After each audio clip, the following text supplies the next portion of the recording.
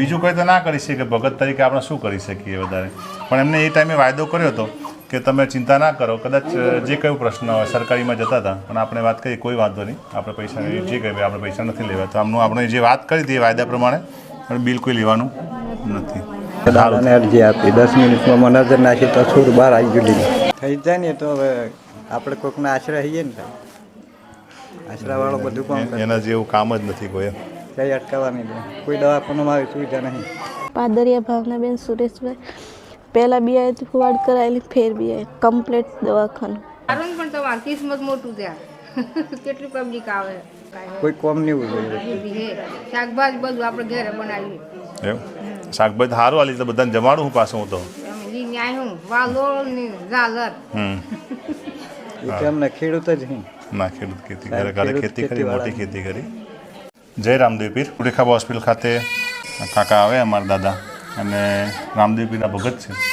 દર વખતે આવતા હોય છે અને આવે ત્યારે અમે બેસીએ, વાત બી કરી. તને દીકરી છે, પહેલી સુવાવડ અહીંયા આગળ કરાવી હતી, બીજી સુવાવડ માટે ફાઇલ ચાલુ કરી હતી પણ આવતા નહોતા. એટલે એક દિવસ એમ જ બેઠા હતા, દીકરી શું તો કે હમણાં તો કે કરાવીએ છીએ બાર એમ જોઈએ એમ. હા, અને રામદેવ પીરના ભગત છે, અમે બી રામદેવ પીરના ભગત છીએ. બહુ કડક ભક્તિ ના થાય પણ થોડી ઘણી જેટલી શક્તિ પ્રમાણે થાય એટલી ભક્તિ કરીએ. દવાખાનામાં તો આનંદ મંગળ છે ને સાહેબ, એ તો સ્પેશિયલ આવવું પડે ડોડા શાકભાજી પણ વાલોળ ઝાલર વસંત હું આવવાનું છું આ તો રાજકીય દુખાવો ઉપડ્યો. પણ સારું તમે આવ્યા હતા. આવી ગયા તો થઈ ગયું. અહીંયા બહુ થી રોકાયું, રોકાવું નહીં પડ્યું, ટેન્શન નહીં, કોઈ તકલીફ નહીં, બધું તો સારું. તો હા, અલગ તને આ બધો અલગ તને આશરી વાત છે. શું લાગે એકલા તો હું હાથે કરાવીએ, બોલો બેઠો અંદર દાદો હજાર વાળો કરાવે ને તારે કોઈ ટેન્શન, આપણે કોઈ ટેન્શન નહીં એમ ટેન્શન. આવજો ફેર પાછા ટાઈમ કાઢીને. આ તો ઘરે આવ્યા હતા, ઘરે લઈ ગયો તો તારે? ના ભાઈ આવ્યું બે આવ્યું. આવો મળી થોડા થોડા જઈને આવ્યું બે.